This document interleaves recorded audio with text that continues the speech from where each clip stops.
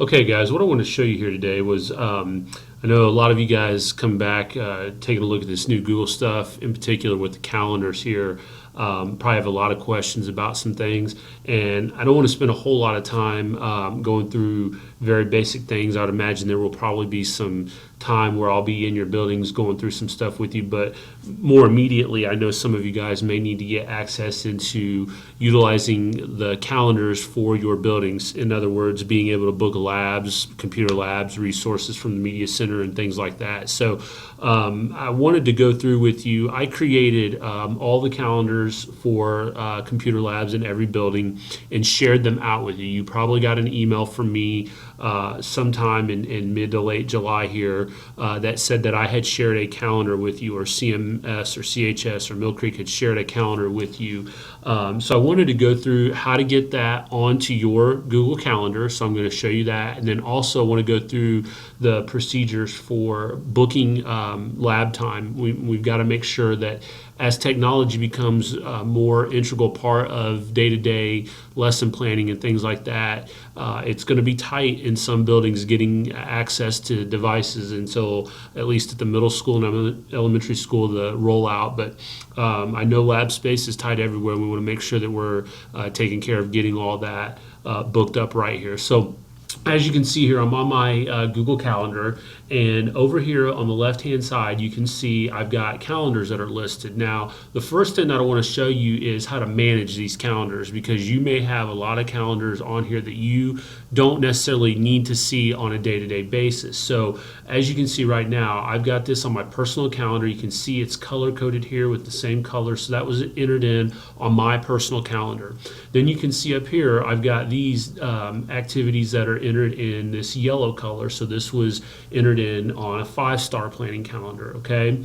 So you may have other calendars on here as well. It's just a matter of what all has been shared with you and what you have created. And you may not necessarily want to see everything. All you simply have to do is click on the color for that to take it off, and you can see there that it hides that event, okay? If I want to bring it back up, then I'll click on it and it will bring it back up. So that is a very quick micro way of managing your day, week, month, whatever you're looking at as you look at your Google Calendar. Now, on a further level, like a long-term level, if you click on the drop-down arrow here next to My Calendars and go to Settings, okay, now you can see every calendar that you have access to, okay? And as you can see here, since I created all of the building level calendars for labs and whatnot, I have quite a bit in here. If you, like in my case, I don't really necessarily care who has Lab A at East or Lab A at West. I have taken that off of my list altogether. So I don't even have to worry about toggling back and forth on that. I've just taken it off. It's still there. If I need to get a snapshot and see, hey, who's booking those labs over there, I can turn that on and then have access to be able to see it right there from my calendar. But right now, I don't necessarily care about that. So I've got those off, okay? So I want you guys to understand and know, as you get back in and looking at your Google Calendars, you come in here to the settings. This is where you can manage what is on your desktop or your Google Calendar, so that you can see what you have available to book and whatnot, okay? So what we're going to do here then is I'm just going to show you guys a quick example of what we're really looking for when you book a resource, okay? So I'm going to use CHS Lab 103 here, so I'm going to turn this on, okay? Then I'm going to go back to calendars, and as you can see here now, CHS Lab 103 is on here. Now, obviously, nothing has been booked on this as of yet, but I will go out into let's say here into August, okay? So let's say on Monday, I want to book this lab. Now, for secondary teachers, it's very important. You will have to do this for each individual period throughout the day, okay?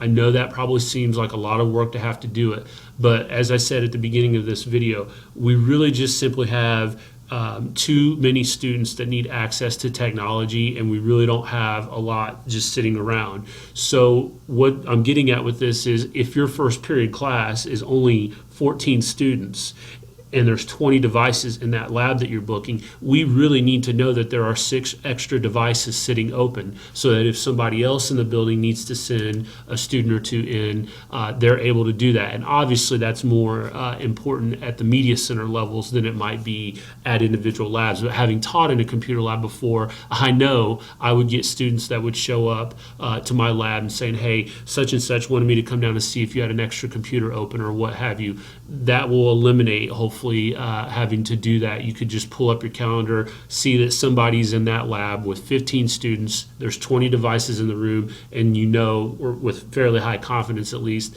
that there may be an open device that you could send that student to, okay?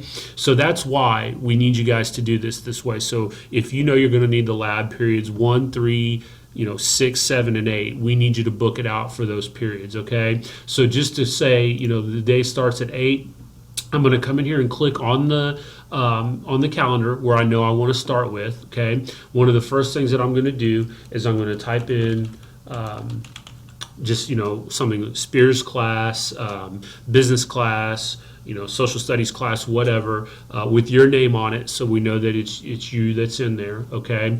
And then I'm going to attribute this to the lab that I'm booking, okay? So that's a quick tip for you.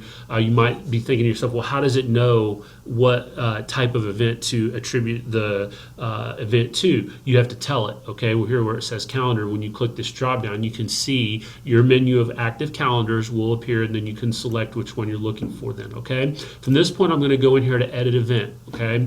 And again, I'm going to type in where I'm going to be, okay? CHS lab. Okay, now this is where we really need you to provide us a little bit more detail here. Description, okay? Need 15 of 20 desktop devices, or however you want to word that, just so that we can see there what's going on, okay?